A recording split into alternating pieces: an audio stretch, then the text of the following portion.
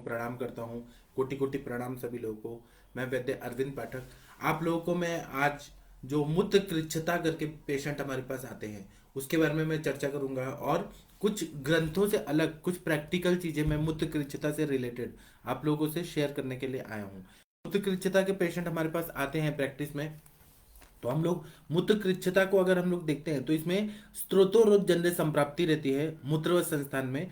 और जिस तरह से साम मल होता है, साम कफ होता है, साम पित्त होता है, साम वायु होता है, इसी तरह से साम मूत्र होता है। तो साम मूत्र रिलेटेड जो भी व्याधियां होती है उससे मूत्र कृच्छता हो जाती है, स्त्रोतोरोध होता है, क्योंकि आम जो रहता है वह मूत्र संस्थान को अवरोध अवरोध करता है और जिसके वजह से मूत्र कृच्छता हो जाती है। तो मूत्र कृच्छता जो रहती है वातज पित्तज कफज सान्निपातिज, इस टाइप से मैं आप लोगों को बताऊंगा, तो जो आप लोगों के प्रैक्टिस में बहुत ज्यादा काम आने वाला है। तो मूत्र कृच्छता का मतलब क्या होता है कि जब बहुत ज्यादा तकलीफ से, कठिनाई से और बहुत ज्यादा दर्द से, बहुत ज्यादा शूल युक्त ऐसा यूरिन होता है, पेशाब निकलता है, तो उसको बोलते हैं मूत्र कृच्छता। या फिर एलोपैथी की भाषा में देखें तो उसको बोलते हैं यूरिनरी ट्रैक्ट इन्फेक्शन। आयुर्वेद में यूरिनरी ट्रैक्ट इन्फेक्शन को हम लोग साममूत्र प्रवृत्ति ऐसे बोलते हैं। यूरिनरी ट्रैक्ट इन्फेक्शन अगर देखें तो ये ज्यादातर बैक्टीरियल इन्फेक्शन होता है, और इसके वजह से कोई भी यूरिनरी ट्रैक्ट में, किडनी में भी इस पे इन्फेक्शन हो सकता है, यूरेटर्स में भी हो सकता है, यूरिनरी ब्लैडर में हो सकता है, यूरेथ्रा में भी हो सकता है। ये एक तरह से बैक्टीरियल इन्फेक्शन ही होता है। अगर हम लोग देखेंगे तो ज्यादातर पाया जाता है तो यूरिनरी ब्लैडर का इन्फेक्शन, जिसको सिस्टाइटिस बोलते हैं, उस तरह के पेशेंट हमारे प्रैक्टिस में आते हैं, जिसमें थोड़ा थोड़ा ऐसा ड्रॉप बाय ड्रॉप निकलता है यूरिन और बहुत ज्यादा जलन होती है और पीला पीला पेशाब होने लगता है। इसी तरह से जब किडनीज का इन्वॉल्वमेंट रहता है तो उसको बोलते हैं पाइलोनेफ्राइटिस, जब क्योंकि उसमें किडनी का इन्वॉल्वमेंट रहता है और उसमें कभी कभी पस फॉर्मेशन होने लगता है, कभी और किडनी भी सूज जाती है पाइलोनेफ्राइटिस में। जब किडनी में अगर इन्फेक्शन फैल गया है, यूरिनरी ट्रैक्ट इन्फेक्शन, तो उसको बोलेंगे पाइलोनेफ्राइटिस। और जब यूरिनरी ब्लैडर में बस्ती प्रदेश जो रहता है वहां पे अगर होगा तो उसको बोलेंगे सिस्टाइटिस। फिर अब हम सिम्टम्स अगर देखेंगे, अगर ब्लैडर का कोई इन्फेक्शन है, यूरिनरी ब्लैडर का इन्फेक्शन है तो क्या सिम्टम देखेंगे, और किडनी का इन्फेक्शन है तो क्या सिम्टम देखेंगे। ये मैं आप लोगों को जो भी बता रहा हूँ मैं आदरणीय गुरुजी वैद्य समीर जमदग्नि सर के नोट से बता रहा हूँ। मैं अपने गुरुजी को प्रणाम करता हूँ, और आप लोगों को मैं सारा जितना भी नॉलेज है जो हम लोगों को दिया है सर ने नोट्स से, वह मैं आप लोगों को शेयर करता हूँ, जो आप लोगों का प्रैक्टिस बढ़ाएगा। ये केवल किताबी नॉलेज नहीं, ये आप लोगों को प्रैक्टिस बढ़ाने के उद्देश्य से मैं यहाँ पे लेक्चर करता हूँ। जब ब्लैडर इन्फेक्शन होता है तो क्या होता है कि फ्रीक्वेंट यूरिनेशन होता है, बार बार थोड़ा थोड़ा थोड़ा थोड़ा यूरिन होता है, और उसमें ये रहता है कि इनकम्प्लीट इवैक्यूएशन ऑफ यूरिन, मतलब यूरिन एक बार में नहीं निकलता है। ऐसा पेशेंट हमारे पास आते हैं, उसमें कृत्य अपिकृत्य संज्ञताम, मतलब थोड़ा सा करके फिर से ऐसा लगता है कि अब फिर से आएगा फिर से आएगा, ये बार बार जाने की प्रवृत्ति रहती है जब यूरिनरी ब्लैडर में इन्फेक्शन होता है, जिसको हम सिस्टाइटिस बोलते हैं।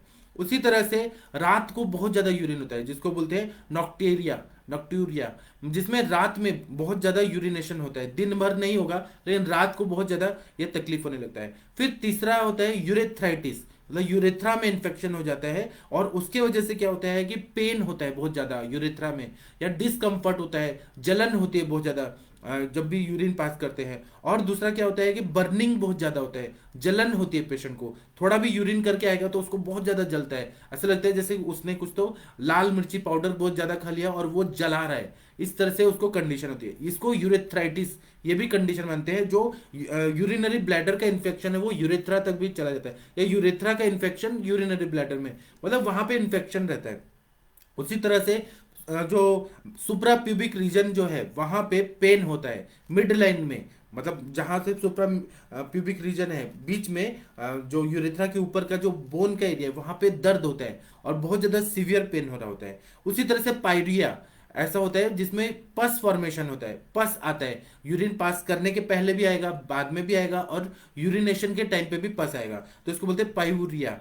पायूरिया मतलब पस इसमें आता है। उसी तरह से हेमेचूरिया जब ब्लड आता है यूरिन में। ये सारे सिस्टाइटिस के ही कॉम्प्लिकेशंस में हमारे पास पेशेंट आते हैं। इसी तरह से पायरेक्सिया मतलब माइल्ड फीवर रहता है, ज्वर रहता है, क्योंकि यूरिनरी ट्रैक्ट इन्फेक्शन रहेगा तो जरूर बुखार तो जरूर आएगा, क्योंकि बैक्टीरियल इन्फेक्शन रहता है।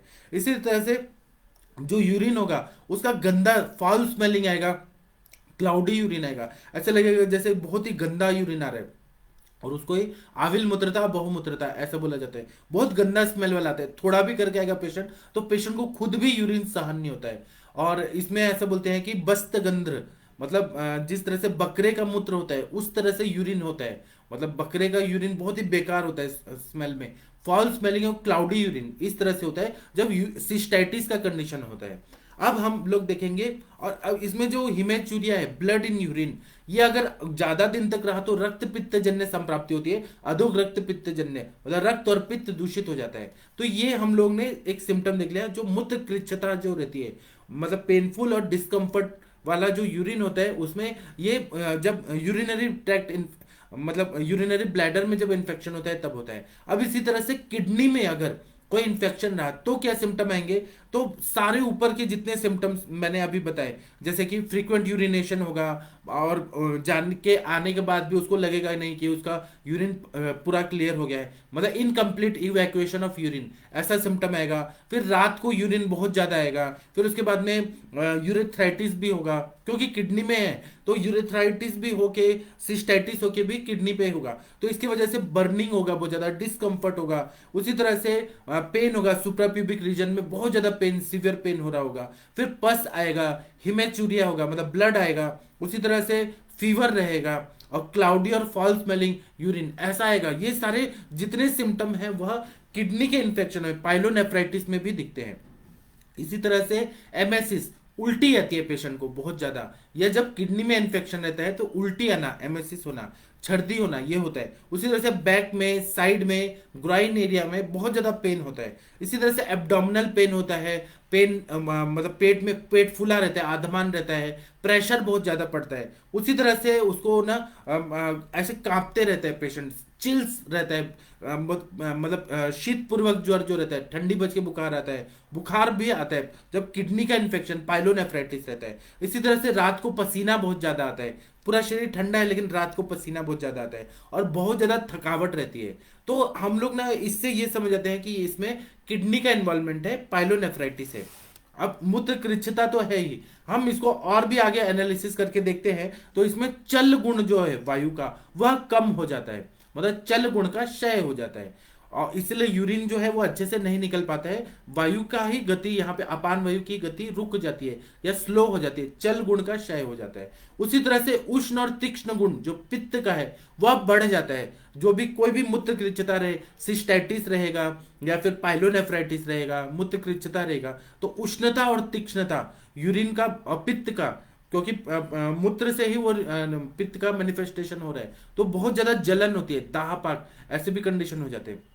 उसी तरह से कफ का स्निग्ध गुण जो है वह कम हो जाता है, यह संप्राप्ति होती है। वायु का चल गुण कम हो गया, पित्त का उष्ण और तीक्ष्ण गुण बढ़ गया है, और कफ का स्निग्ध गुण कम हो गया है, ये कंडीशन आ जाती है। अब इसमें वातज मूत्र कृच्छता रहती है, पित्तज मूत्र कृच्छता रहती है, कफज मूत्र कृच्छता रहती है, सान्निपातिक मूत्र कृच्छता रहती है। तो हम लोग सान्निपातिक अवस्था जो रहती है वो क्रॉनिक यूरिनरी ट्रैक्ट इन्फेक्शन उससे मैच होता है। तो हम लोग ना इसी को एनालिसिस करके और क्या दवाइयों की योजना करें कि हमारा पेशेंट ठीक हो जाए। तो सबसे पहले हम लोगों को ना साम और साम मूत्र, ऐसा हम लोगों को पहले डायग्नोसिस करना चाहिए। कभी कभी साम कफ का भी लक्षण इसमें आ जाता है, और मूत्र जो रहता है वह कफ का स्थान ऐसा बताया, मतलब कफ के स्थान जब हम लोग देखते हैं तो मूत्र भी उसमें, क्योंकि मूत्र से क्लेद वाहनम, मूत्र जो रहता है वह क्लेद को पूरा बॉडी से निकालता है, क्लेद को बैलेंस करता है। तो इसीलिए कफ का स्थान मूत्र जो है वो कफ का स्थान ऐसा माना जाता है। इसलिए कफ की चिकित्सा यहाँ पर करते हैं और ज्वर चिकित्सा भी करते हैं, क्योंकि ज्वर की भी संप्राप्ति इसमें दिख जाती है।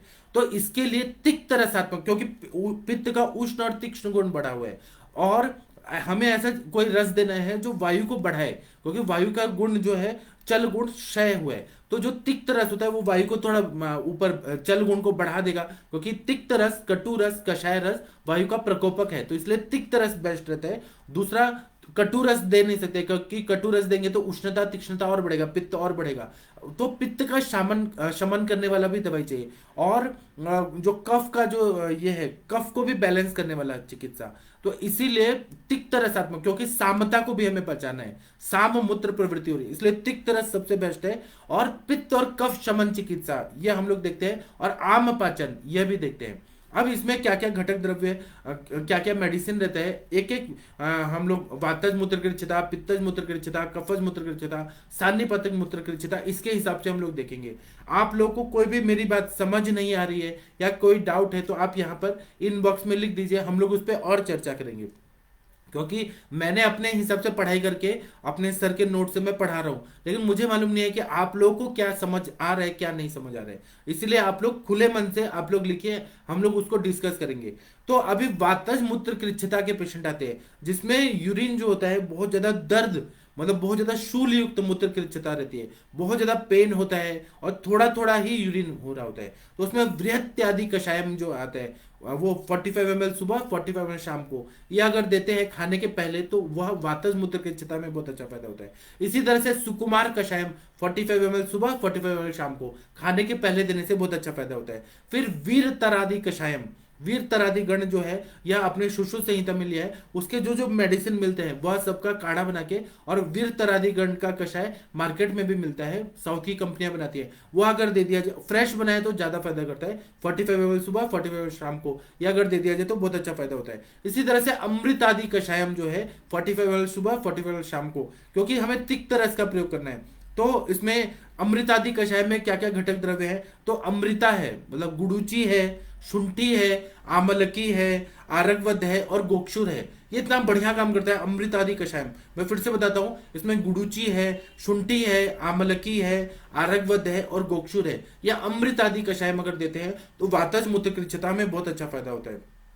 इसी तरह से कासनी केराई करके एक दवाई आता है। फिर ऐसे बहुत सारे दवाइयां आती है, कासनी का अर्क आता है, उसका अगर प्रयोग कर दिया जाए तो बहुत बढ़िया काम करता है। इसी तरह से दुर्वा का स्वरूप, दुर्वा का कषाय अगर हम लोग प्रयोग करें वातज मूत्र कृच्छता में बहुत अच्छा फायदा करता है, क्योंकि वो पित्त का भी शमन करता है, वायु का भी शमन करता है, कफ का भी शमन करता है। इसलिए दुर्वा कषाय 45 ml सुबह 45 ml शाम को, दूब जो रहता है उसका कषाय देने से बहुत अच्छा फायदा होता है। इसी तरह से गोक्षुर आदि चूर्णम का प्रयोग करते हैं। फिर एरवारू बिजादी चूर्णम, इसका प्रयोग करते हैं 5-5 ग्राम की मात्रा में, 5-5 ग्राम अगर देते हैं सुबह शाम तो बहुत अच्छा फायदा होता है। इसी तरह से गोक्षुर आदि गुग्गुल का प्रयोग बहुत अच्छा होता है। सुदर्शन वटी, अगर ज्वर है, वातज मूत्र कृच्छता है और बहुत ज्यादा थोड़ा थोड़ा पेनफुल अगर मिक्चुरेशन हो रहा है, पेनफुल और डिस्कम्फर्ट वाला मिक्चुरेशन हो रहा है तो उसमें सुदर्शन, और अगर फीवर है तो सुदर्शन वटी, फिर गोक्षुरादि गुग्गुल, इसका 2-2 गोली सुबह शाम खाने के पहले दे दिया जाए तो बहुत अच्छा फायदा होता है। इसी तरह से वायु का चल गुण को हमें ठीक करना है और रुक्ष गुण को ठीक करना है और शूल को कम करना है। तो हमें क्या करना है, वायु पे काम करने के लिए सुकुमार घृतम है 15 ml सुबह 15 ml शाम को, अगर हम सुबह शाम दे दे तो बहुत अच्छा फायदा होता है। फिर वस्त्याम अश्मंतक कषायम घृतम, वस्त्या अश्मंतकम घृतम, इसका कषाय का भी प्रयोग कर सकते हैं लेकिन घृत का भी बहुत अच्छा फायदा होता है। वृत्यादि घृतम घृतम, उसका प्रयोग भी अगर करें 15 ml सुबह 15 ml शाम को तो बहुत बढ़िया काम करता है। इसी तरह से लेहम में जो वायु शामक लेहम है तो शतावर्यादि लेहम, इसका प्रयोग करते हैं, वातज मूत्र कृच्छता में बहुत अच्छा फायदा होता है। इसी तरह से हम लोग अगर अवपीड़क स्नेह दे मूत्र कृच्छता में 25 ml सुबह 25 ml शाम, मतलब खाने के पहले 25 ml 25 ml खाने के बाद, अब 2 टाइम अगर दे, मतलब 100 ml तक गाय का घी अगर दे दीपन पाचन के साथ में, तो वह अवपीड़क स्नेह बहुत अच्छा काम करता है। या फिर बस्ती दे दे हम लोग, बस्ती में हम लोग जैसे क्षीरबला तेल का बस्ती दे दे या दशमूल तेल का बस्ती दे, तो वातज मूत्र कृच्छता में बहुत अच्छा श्रेष्ठ वीर मूत्र प्रवृत्ति जो बोला जाता है वह अच्छे से होने लगता है, पेन कम हो जाता है और पेशेंट को स्निग्ध गुण से के वजह से वातज जो संप्राप्ति हुई है वह कम हो जाता है, पेशेंट को बहुत अच्छा होता है। इसलिए क्षीर बला तेल, शुद्ध बला तेल, बलाश्वगंधादि तेल, चंदन बला लाक्षादि तेल, ये सब जब हम तेल का बस्ती देते हैं, मात्रा बस्ती देते हैं तो बहुत अच्छा फायदा होता है। नस्य का भी करने से बहुत अच्छा फायदा होता है। इसलिए वातज मूत्र कृच्छता में घृतपान और तेल का बस्ती श्रेष्ठ है। इसके बाद में आता है एक तारकेश्वर रस करके, एक आप लोग को मालूम होगा, तारकेश्वर रस का भी प्रयोग अगर हम लोग करते हैं, एक एक गोली सुबह शाम कोई भी काढ़ा के साथ, गोक्षुरादि काढ़ा के साथ अगर दे दिया जाए तो तारकेश्वर रस भी वातज मूत्र कृच्छता में बहुत बढ़िया काम करता है।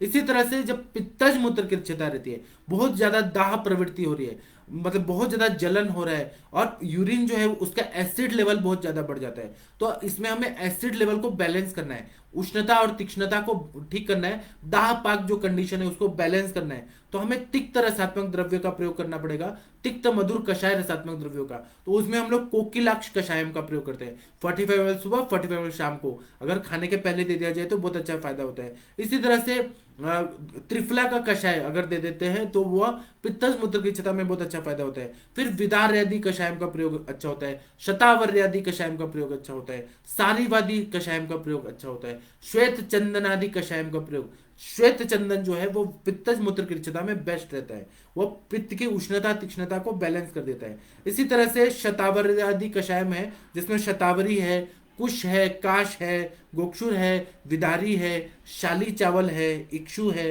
यह पित्तज मूत्र की क्षता में बहुत बढ़िया काम करता है। इसी तरह से आमलकी कषायम, आंवला का काढ़ा बना के अगर दे दिया जाए आंवला चूर्ण का तो उससे भी बहुत अच्छा पित्त मूत्र। हमें ये कॉन्सेप्ट ये ध्यान में रखना है कि पित्त को शमन करने वाले कौन से द्रव्य हैं, तो इसमें मधुर रस, तिक्त रस और कषाय रस। लेकिन आंवला जो है वो अम्ल रस होकर भी पित्त का शमन करता है। हरितकी भी जो रहता है वो पित्त का शमन करता है, तो हरितकी का भी चूर्ण प्रयोग कर सकते हैं, गुड़ूची का प्रयोग कर सकते हैं। जो भी ऐसे द्रव्य जो पित्त का शमन करे, या फिर नीम का पत्ता कहीं पर भी मिलता है पूरे भारत में, तो नीम का पत्ता का स्वरस निकाल के या उसका काढ़ा बना के अगर दे दिया जाए तो पित्तज मूत्र की क्षता में अच्छा फायदा होता है। या गन्ने का रस जो रहता है, इक्षु रस अगर दे दिया जाए तो बहुत बढ़िया काम करता है। इसी तरह से क्षीर कषायम जो रहता है, तृण पंचमूल को दूध में पकाकर और क्षीर पाक विधि से पकाकर और उसको दे दिया जाए तो तृण पंचमूल सिद्ध क्षीर पाक यह बहुत बढ़िया काम करता है। इसको हम 60 ml सुबह, 60 ml शाम को अगर हम लोग दे दे सुबह शाम तो बहुत अच्छा फायदा होता है। इसलिए इसी तरह से कदली कंठम स्वरसम, कदली जो आप लोगों को मालूम है केले जैसे ही पत्ते रहते हैं कदली का, उसका अगर हम लोग कषाय बना के दे तो बहुत अच्छा फायदा होता है। केले का जो बनाना ट्री रहता है उसका भी पत्तों का स्वरस बना के अगर काढ़ा बना के दे तो पित्तज मूत्र की क्षता में बहुत बढ़िया काम करता है। इसी तरह से दारू हरिद्रा का कषायम अगर हम लोग दे दे, या दारू हरिद्रा को हम लोग उसका जैसे तंडुलोदक के साथ दे दिया जाए। तंडुलोदक आप लोगों को पता है कि चावल लेना है 50 ग्राम और 1 लीटर पानी लेना है और उसको फुला देना है, भिगो के रखना है आधा घंटा 1 घंटा तक।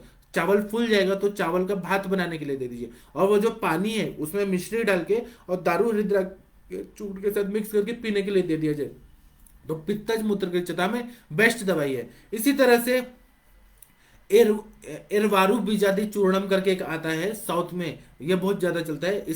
इसमें एरवारू का सीड रहता है, फिर मनुक्का रहता है, दारू हरिद्रा रहता है। इसका प्रयोग अगर हम लोग करते हैं तो बहुत बढ़िया काम करता है। अगर ज्वर आ रहा है, पित्त मूत्र की क्षता है, ज्वर है तो सुदर्शन चूर्ण उसका प्रयोग करते हैं तो बहुत अच्छा फायदा होता है। इसी तरह से कुष्मांड जो रहता है, आगरे का पेठा जिससे बनता है, कुष्मांड का स्वरस, इसका प्रयोग अगर हम लोग करते हैं तो वह 25 ml सुबह, 25 ml शाम को ये जो रहता है कुष्मांड का स्वरस उसका प्रयोग करते हैं बहुत बढ़िया काम करता है। इसी तरह से गोक्षुरादि गुग्गुल का प्रयोग पित्तज मूत्र की क्षता में बहुत अच्छा रहता है। चंदनादि वटी का प्रयोग बहुत बढ़िया रहता है। ज्वर भी है तो सुदर्शन वटी का प्रयोग करते हैं। चंद्र प्रभा वटी का प्रयोग पित्तज मूत्र की क्षता में बहुत अच्छा होता है। इसी तरह से शतावर्यादि घृतम, क्योंकि इसमें पित्त का हमें शमन करना है तो शतावरी सिद्ध घृत जो रहता है बहुत बढ़िया काम करता है। इसी तरह से त्रिकंटकादि घृतम, इसका प्रयोग 15 ml सुबह, 15 ml शाम को इसका प्रयोग करते हैं तो जो पित्तज मूत्र की क्षता रहती है उसमें बहुत बढ़िया काम करता है। इसी तरह से शतावर्यादि लेहम, उसका प्रयोग करते हैं तो जो एसिडिक यूरिन है वो पूरी तरह से संप्राप्ति भंग हो जाती है और पेशेंट को बहुत अच्छा फायदा होता है। इसी तरह से सारीवाद्यासव है, चंदनासव है, उशिरासव है, सुदर्शनासव है, बहुत बढ़िया काम करता है। ये सारे जो पित्त शामक जो आसव है, सारीवाद्यासव, चंदनासव, उशिरासव, इसका प्रयोग हम लोग करते हैं 45 ml सुबह, 45 ml शाम को पानी के साथ देते हैं, खाने के बाद देते हैं तो पित्तज मूत्र की क्षता में बहुत अच्छा फायदा होता है। इसी तरह से पित्तज मूत्र की क्षता है तो शिलाजित रसायन का प्रयोग बहुत बढ़िया काम करता है। इसी तरह से यवक क्षार का प्रयोग 1-1 ग्राम सुबह शाम कोई भी काढ़े के साथ, गोक्षुरादि क्वाथ, वरुणादि क्वाथ, पुनर्नवादि क्वाथ के साथ करते हैं। यवक क्षार का प्रयोग करने से बहुत, क्योंकि एसिडिक यूरिन है, एसिड को बैलेंस करने के लिए हमें क्षार देना पड़ता है, अल्कलिनिटी बढ़ाना पड़ता है ताकि वो बैलेंस हो जाए,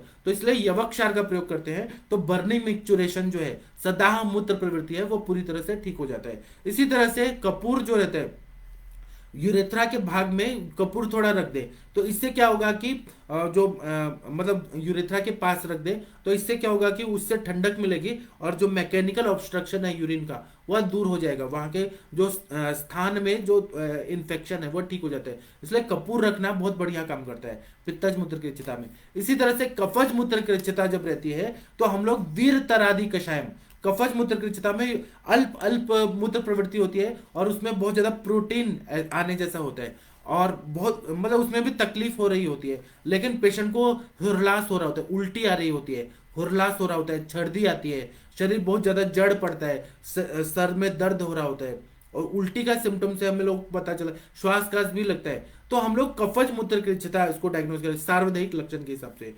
तो उसमें वीर तरादि कषायम बहुत बढ़िया काम करता है, वरुण आदि कषायम बहुत अच्छा काम करता है, पुनर्नवादि कषायम बहुत अच्छा काम करता है, गोक्षुर शुंठी कषायम, क्योंकि गोक्षुर है मूत्र प्रवृत्ति भी अच्छा करता है, शुंठी है कफ का जो आवरण है उसको ये साम कफ को ठीक कर देता है, तो इस पेशेंट को बहुत अच्छा फायदा होता है।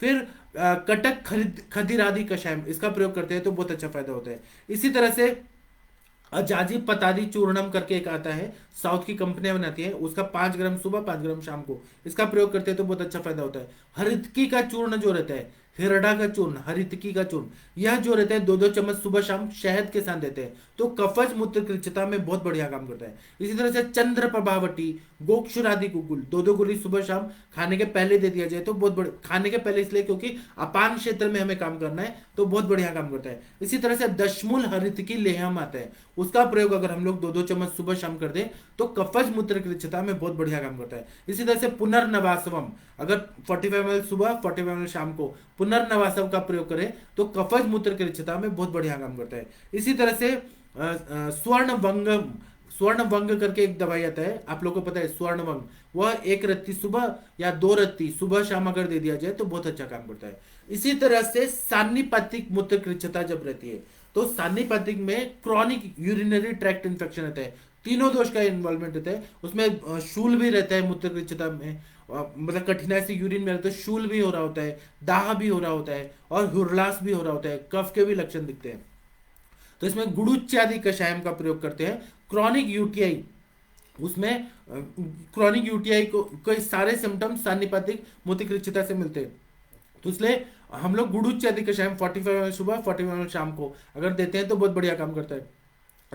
इसी तरह से बृहत्यादि कषायम 45 ml सुबह 45 ml शाम को देते हैं तो बहुत अच्छा फायदा होता है। हरित क्यादि कषायम 45 ml सुबह 45 ml शाम को देते हैं तो बहुत बढ़िया काम करता है। इसी तरह से पथ्या गोक्षुर आदि कषायम, पथ्या मतलब हरितकी और गोक्षुर, इसका प्रयोग करते हैं क्योंकि हरितकी जो है वो एंटी इंफ्लेमेटरी एक्शन करती है, बहुत अच्छा काम करती है, वहां पे पूरा तीनों दोषों को शमन कर देती है, इसलिए हरितकी गोक्षुर आदि कषायम 45 ml सुबह 45 ml शाम को अगर देते हैं तो बहुत बढ़िया काम करता है। फिर इसी तरह से वस्त्याश्मंतक घृतम इसका प्रयोग करते हैं तो इसका प्रयोग करने से सान्निपातिक क्रॉनिक यूटीआई में बहुत बढ़िया काम करता है। इसी तरह से बृहत्यादि कषायम का प्रयोग करते हैं तो इसमें बृहत्यादि कषायम में बृहति रहता है, कंटकारी रहता है, पाठा रहता है, यष्टि मधु रहता है, इंद्रियव रहता है, तो ये क्रॉनिक यूटीआई में बहुत बढ़िया काम करता है। क्योंकि हमारे पास पेशेंट आते हैं 2-2 साल पुराने, यूरिनरी ट्रैक्ट इन्फेक्शन है, बहुत सारे एंटीबायोटिक खा लिए, नॉर्फ्लॉक्स खा लिया, सिटाल सिरप पी लिया, लेकिन वो ठीक नहीं हो रहे होते हैं, बहुत सारे ब्रॉड स्पेक्ट्रम एंटीबायोटिक है वो सब दे दिया जाता है लेकिन फायदा नहीं होता है।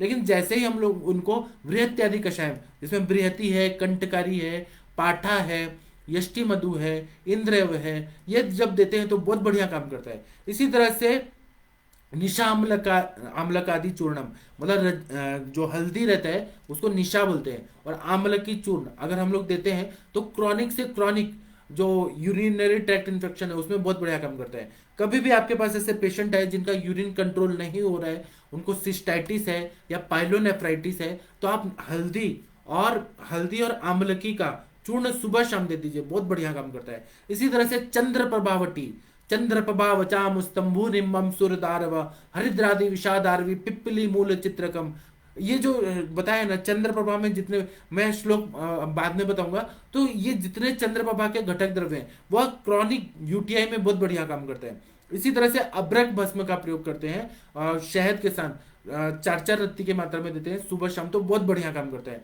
इसी तरह से लौह भस्म का प्रयोग करते हैं तो वह क्या करता है कि क्रॉनिक यूटीआई में लौह भस्म को शहद के साथ अगर दे दिया जाए बहुत बढ़िया काम करता है। तो इसी तरह से, और यूरिनरी ट्रैक्ट इन्फेक्शन होने का कारण मूत्र वेग को धारण करके रखना, क्रॉनिक जो यूटीआई के पेशेंट आते हैं उसका ये हेतु रहता है, या पब्लिक टॉयलेट यूज करना, पानी कम पीना, या फिर बहुत ज्यादा स्ट्रेस रहना, आम ज्यादा संचित रहना, बहुत सारे हेतु रहते हैं। और वात पित्त कफ, इस हिसाब से हम लोग उसको पूरी तरह से डिफरेंशियल डायग्नोसिस करके फिर चिकित्सा करते हैं, तो बहुत अच्छा फायदा होता है। तो मैंने अपना जो शॉर्ट लेक्चर है इसमें मैंने वातज मूत्रकृच्छता, पित्तज मूत्रकृच्छता, कफज मूत्रकृच्छता और सान्निपतिक मूत्रकृच्छता यह बताने का कोशिश किया आप लोगों और मैं और बताऊंगा और बताते रहूंगा। मैं क्या करता हूँ कि नॉलेज जो है आप लोगों का, आप लोग सब पढ़े लिखे डॉक्टर हैं, विद्वान चिकित्सक है, लेकिन ये हम जो रोज रोज डिस्कस करते हैं ना, इससे क्या होता है कि हमारा नॉलेज अपग्रेड होता है। फिर जैसे ही पेशेंट आते हैं तो हमको क्लिक होता है कि हाँ ऐसा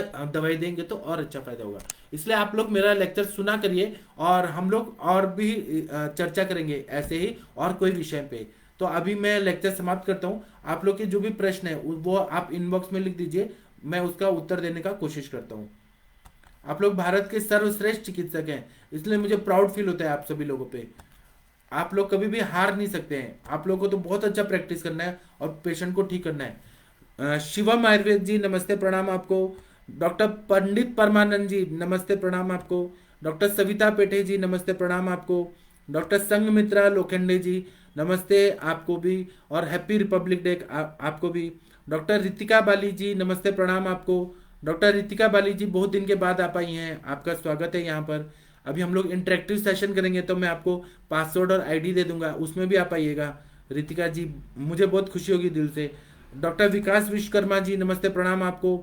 डॉक्टर विकास विश्वकर्मा जी बहुत बढ़िया डॉक्टर हैं आप तो, संत कबीर नगर के। डॉक्टर लक्ष्मी मौर्य जी नमस्ते प्रणाम आपको। डॉक्टर वरुण कुमार जी नमस्ते प्रणाम आपको। डॉक्टर अरविंद जी बोल रहे हैं कि किडनी स्टोन की चिकित्सा, किडनी स्टोन की चिकित्सा तो मैं बार बार बताता ही हूँ, हजरल गेहूं दिवस में, भद्राश्म चूर्ण है, त्रिविक्रम रस है, ये सब हम देते हैं। और उसके सामने गोक्षुरादि गुगुल है, चंद्रप्रभावटी है, वरुणादि कषाय है, फिर उसके बाद पुनर्नवा गुगुल है, पुनर्नवादि कषाय, बहुत सारे दवाइयां हैं। वातज अश्मरी है, पित्तज अश्मरी है, कफज अश्मरी है, सान्निपातिक है, उसी हिसाब से हम लोग उसको डायग्नोस करके ट्रीटमेंट देते हैं, फिर ट्रीटमेंट चेंज हो जाता है। क्षार का, यवक क्षार का भी प्रयोग होता है, श्वेत परपट्टी का भी प्रयोग होता है। डॉक्टर परेश जी नमस्ते प्रणाम आपको। डॉक्टर राजकुमार धवन जी नमस्ते प्रणाम आपको। डॉक्टर अशोक जी नमस्ते प्रणाम आपको। डॉक्टर नवजोत जी नमस्ते प्रणाम आपको। डॉक्टर गौरव कौशिक जी बोले बहुमूत्रता की चिकित्सा बताइए, साथ ही पेट के निचले भाग में पीड़ा भी है। बहुमूत्रता, आविल मूत्रता, यह प्रमेह का प्रत्यात्म लक्षण है। आविल मूत्रता भी रहता है, बहुमूत्रता भी रहता है, तो आप प्रमेह की चिकित्सा करिए तो पेशेंट, और आम का पचन करिए। आम, क्योंकि आम के लक्षण में लिखा है कि बहुमूत्रता रहता है, आम का पचन करिए, प्रमेह की चिकित्सा करिए, पेशेंट को बहुत अच्छा फायदा होगा। पेट के निचले भाग में पीड़ा है वो भी ठीक हो जाएगा। डॉक्टर दिनेश पटेल जी नमस्ते प्रणाम आपको। डॉक्टर शिव द्विवेदी जी बोल रहे हैं कि गोक्षु और शुंठी बराबर मात्रा में 100% समान मात्रा में दे दीजिए। डॉक्टर विनोद जैन जी बोल रहे हैं कि प्रोस्टेट एनलार्जमेंट कॉजेज मूत्रकृच्छता, देन व्हाट टू गिव। तो उसमें हम लोग प्रोस्टेट का एक सर का, हमारे सर का गुरु जी का फॉर्मूला है वो देते हैं, और इसमें हम लोग क्या करते हैं, प्रोस्टेट एनलार्जमेंट है तो प्रोस्टेट एक तरह से अश्मरी है, अश्मरी को समझ के और हम लोग क्या करते हैं कि वीर तरादि कषायम ये देते हैं, बहुत अच्छा फायदा होता है। फिर उसके बाद में वर्ण आदि कषायम का प्रयोग करते हैं। फिर गोक्षुरादि शुंठी कषायम इसका प्रयोग करते हैं। कटक खदीरादि कषायम, ये जो बिनाइन प्रोस्टेट एनलार्जमेंट रहता है, हाइपरट्रॉफी जब रहता है उसमें बहुत अच्छा फायदा करता है। पुनर्नवासम, स्वर्ण वंग का प्रयोग बहुत बढ़िया काम करता है प्रोस्टेट एनलार्जमेंट में। फिर ऐसे बहुत सारे, गोक्षुरादि गुगुल है, दशमूल हरित की लेहम, पुनर्नवासम, बहुत अच्छा। आपने एक बार मेरे को केस अच्छे से बताया, केवल मूत्रकृच्छता पूछ रहे हैं, प्रोस्टेट एनलार्जमेंट एंड मूत्रकृच्छता, तो इसलिए मूत्रकृच्छता का मैं इलाज बता रहा हूँ। प्रोस्टेट का आप मेरे को अच्छे से केस बताएंगे तो मैं और अच्छे से बता पाऊंगा। डॉक्टर वरुण कुमार जी नमस्ते प्रणाम आपको।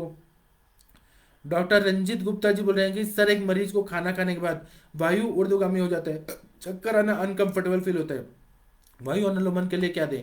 आप वायु के अनुलोमन के लिए हरितकी चुन लीजिए, अविपत्तिकर चुन लीजिए, षडधरण चुन लीजिए, और सबसे अच्छा है कि लंघन कराइए, कोष्ण जल या शुंठी सिद्ध जल या षडंग पानी पिला के लंघन कराइए, लंघनम परम औषधम, लंघन कराइए। जब पेशेंट को भूख लगे तब दीजिए, और ऊर्ध्वगामी हो रहे तो हिंगवाष्टक चुन दीजिए, दीपन पाचन हो जाए तो घृत पान कराइए, या फिर उनको स्नेह विरेचन कराइए, जैसे एरंड तेल आप डेली दे दीजिए।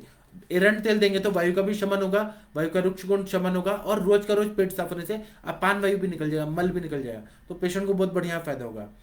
डॉक्टर शंकर प्रसाद जी नमस्ते प्रणाम आपको। तब भी अगर चक्कर आ रहा है तो एक ब्रह्महरि गण है हमारे सर के फॉर्मूला बुक में, देखिए उसमें निशोत्तर है, धमासा है और हरितकी है, जो ब्रह्महरि गण है उससे बहुत बढ़िया फायदा होता है। डॉक्टर शंकर प्रसाद जी नमस्ते प्रणाम आपको। डॉक्टर नितिन जी बोल रहे हैं कि वात पित्त पेशेंट में यूरिन ड्रॉप ड्रॉप होता है थोड़ा थोड़ा और नाइट फॉल भी होता है, तो क्या दें? जो यूरिन ड्रॉप ड्रॉप हो रहा है तो वही इन्फेक्शन की वजह से हो रहा है, मूत्र कृच्छता है। तो मैंने इतना सारा जो बताया वात पित्त वाला जो मैंने बताया वह गोक्षुरादि गुगुल है, चंद्र प्रभावटी है, फिर तृण पंचमूल का काढ़ा है, ये सब देने से बहुत अच्छा फायदा हो जाता है। और उनको यूरिन जो बोल रहे हैं नाइट फॉल भी होता है, नाइट फॉल हो रहा है तो इसका मतलब है कि वहां पे नसें कमजोर हैं, तो आप उसमें अश्वगंधा दे सकते हैं, मुसली दे सकते हैं, कपिकच्छु दे सकते हैं, शतावरी दे सकते हैं, गोक्षुर दे सकते हैं, शुंठी दे सकते हैं। यह सब जब देंगे तो नसें मजबूत हो जाएंगी और यूरिन जो है वो भी अच्छे से होगा। और गन्ने का रस अगर पिलाए तो दिन भर में पिला दे तो अच्छा होगा। अभी ठंडी के वर्षों में गन्ने का रस नहीं दे सकते हैं तो तंडुलोदक दीजिए, चावल को भिगो के रखिए पानी में, 1 लीटर पानी में, और वह चावल जब फूल जाए तो वो पानी पिलाने दे देंगे तो योर यूरिन ड्रॉप ड्रॉप हो रहा है वो ठीक हो जाएगा।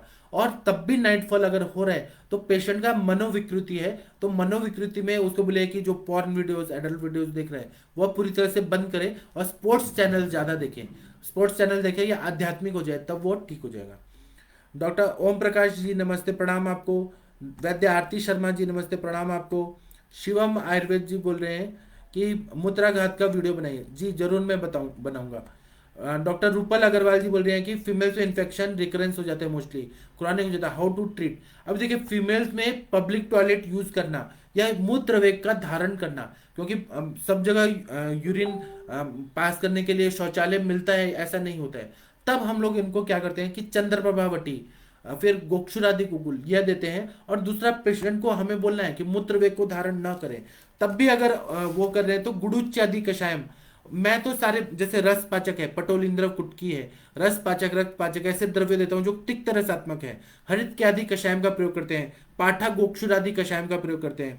फिर निशा आमलकी चूर्ण, मैंने जो बताया ना, हल्दी लेना है और आमलकी का चूर्ण अगर हम लोग देते हैं तो वहां पे जो इन्फेक्शन क्रॉनिक हो गया है उसमें बहुत निशा अम्लकी का प्रयोग बहुत बढ़िया काम करता है, इसका प्रयोग करें। तंडुलोदक दे दीजिए और जो खीरा का बीज होता है वह खाने के लिए दीजिए, इक्षुरस दे दीजिए, तो रिकरेंस नहीं होगा, बिल्कुल भी नहीं होगा। और तब भी अगर हो रहा है तो मात्रा बस्ती दे दिया तो वह बहुत बढ़िया काम करता है। मात्रा बस्ती है तो चंदन बला लाक्षादि तेल है, क्षीरबला तेल है, दशमूल तेल है, उसका प्रयोग करते हैं, या गोक्षुर आदि घृत का प्रयोग कराते हैं, गोक्षुर का काढ़ा का प्रयोग कराते हैं, तो सब ठीक हो जाता है। इन्फेक्शन है तब भी अगर हो रहा है, मतलब बहुत सारी दवाएं हैं, तो सूक्ष्म त्रिफला दे दीजिए या एकेटी दीजिए आयुर्वेद का, अमृता गुगुल, कैशव गुगुल, त्रिफला गुगुल, इससे ना रिकरेंस नहीं होता है। अभी रिकरेंस होने का हेतु भी निकालना पड़ेगा कि रिकरेंस क्यों हो रहा है, तो या फिर अनहाइजीनिक कंडीशन में जाके और यूरिन पास करें, क्या कंडीशन है उसको हिसाब से चिकित्सा बदल जाती है। Doctor Manisha ji happy republic day. Doctor Vinod Rawat ji नमस्ते प्रणाम आपको।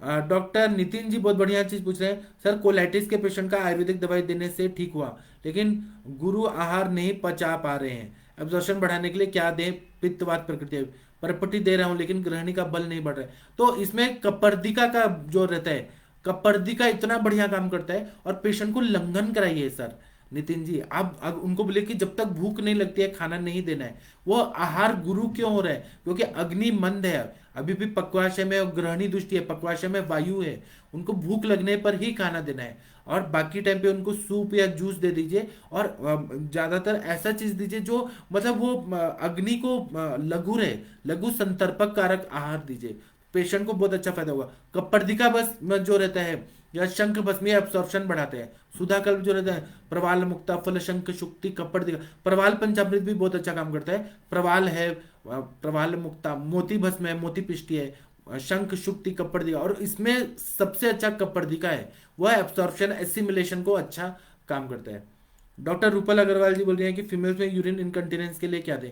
अगर यूरिन इनकंटिनेंस हो रहा है तो एक तो हेतु निकालिए और ऊपर से मैं अपने पेशेंट को नीम का काढ़ा दे देता हूँ, नीम का स्वरस दे देता हूँ और उसके साथ में चंद्रप्रभा गोक्षरादि दे देता हूँ, पेशेंट का यूरिन इनकंटिनेंस ठीक हो जाता है। डॉक्टर कैलाश चावला जी नमस्ते प्रणाम आपको। या धनिया और जीरा का फांट दे दीजिए, मतलब पानी गर्म करिए उसमें धनिया और जीरा डाल के और उनको पीने के लिए दे दीजिए। डॉक्टर विनोद गुप्ता जी बोले E coli infection urine treatment. E coli infection हो या कोई भी हो, कोई भी इन्फेक्शन है तो हम लोग क्या करते हैं, सूक्ष्म त्रिफला देते हैं, गोक्षुरादि गुगुल देते हैं, चंद्रप्रभावटी देते हैं, अमृता गुगुल, कैशोगो, त्रिफला, ये सारे एंटीबायोटिक ही हैं आयुर्वेद के।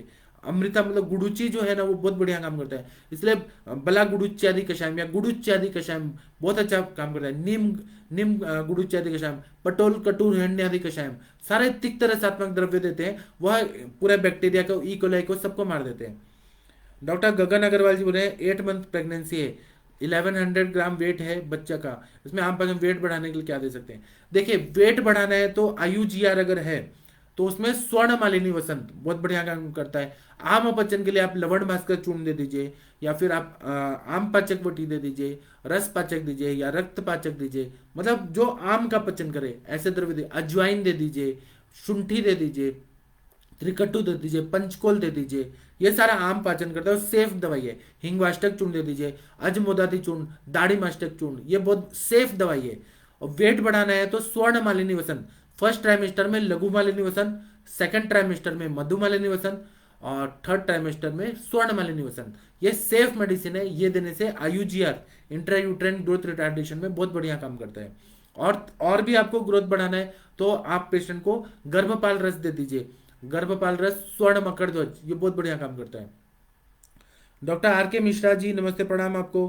डॉक्टर नितिन जी बोल रहे हैं कपर्दिक भस्म से छाले नहीं पड़ेंगे, बिल्कुल नहीं पड़ेंगे। अगर कपर्दिका भस्म बहुत अच्छा है, शुद्ध है, तो बिल्कुल छाले नहीं पड़ते हैं। और अगर छाले पड़ रहे हैं, आपने कोई कंपनी मेडिकल लिया है, छाले पड़ रहे हैं तो गुलकंद के साथ दीजिए, तो बिल्कुल भी नहीं। और कपर्दिका भस्म से आज तक कभी छाले नहीं पड़ा है आपका वो। और अगर छाले पड़ रहे हैं तो नींबू का स्वरस से भावना देके उसको एक बार पुट दे दीजिए, मतलब वो या तो शुद्ध होगा अशुद्ध होगा, इसलिए ऐसा हो रहा है। तो नींबू स्वरस के साथ देते हैं तो उसका जो अल्कलिनिटी रहता है वो बैलेंस हो जाता है। डॉक्टर लक्ष्मी जी बोल रही हैं कि दूध पापेश्वर की निशाम लगी आती है, उसको डायबिटिक पेशेंट में देने से उपद्रव को रोकने के लिए बताया। आपका बहुत सच बात है, निशामलकी का प्रयोग करते हैं डायबिटिक पेशेंट के लिए, बहुत बढ़िया काम करता है। और डायबिटीज में भी आविल मूत्रता, बहुमूत्रता, उसमें भी तो मूत्र से क्लेद वाहनम, मूत्र ही विकृत रहता है, इसलिए निशामलकी बेस्ट है। डॉक्टर विनोद गुप्ता जी नमस्ते प्रणाम आपको। डॉक्टर शशिकांत त्रिपाठी जी बोल रहे हैं चरण स्पर्श, आपको बहुत बहुत आशीर्वाद। डॉक्टर सुधीर साहू जी नमस्ते प्रणाम आपको। डॉक्टर रूपल अग्रवाल जी नमस्ते प्रणाम आपको। आप लोग भारत के सर्वश्रेष्ठ चिकित्सक हैं, श्रेष्ठ ही नहीं सर्वश्रेष्ठ हैं। तो आप लोग ना कोई भी पेशेंट को आप लोग मॉडर्न का डायग्नोसिस देखिए आप, लेकिन आयुर्वेद में वात पित्त कफ उसको भी समझिए, तो आपका कभी भी। और आप लोग ना ऐसे द्रव्य निकालिए, अगर आपको नहीं आ रहा है तो आप मुझसे पूछिए। आप लोग ना कोई भी पेशेंट को ठीक कर सकते हैं, लेकिन आपका बेसिक कॉन्सेप्ट क्लियर होना चाहिए। मतलब निदान क्या है, क्यों वो बीमारी हुआ है, वो निदान निकालना सोचिए, और संप्राप्ति क्या बन रही है। उसके बाद में अंशांश कल्पना से हम लोग क्या इलाज करें कि पेशेंट हमारा ठीक हो और फास्ट ठीक हो। पेशेंट के पास टाइम नहीं है आज। आप ना सोचेंगे कि 1 साल बाद ठीक करेंगे, तो नहीं, आपको कुछ ना कुछ तो पॉजिटिव रिजल्ट दिखाना पड़ेगा, तभी पेशेंट हमारे पास टिकेंगे। तो आप करिए। और आपको कोई भी अगर डिफिकल्टी आती है तो आप व्हाट्सएप ग्रुप में आइए, या फिर आप मुझे कॉल करिए, मैंने अपना नंबर दे दिया है, व्हाट्सएप करिए, या फिर इंटरेक्टिव सेशन में आइए, हम लोग डिस्कस करेंगे। हम सब आपके साथ हैं, कोई भी आप लोग घबराइएगा मत। चैलेंजिंग से चैलेंजिंग केसेस लेना है आपको, हर चैलेंजिंग केसेस लेना है, और उसको हम लोग सॉल्व करेंगे साथ मिलके।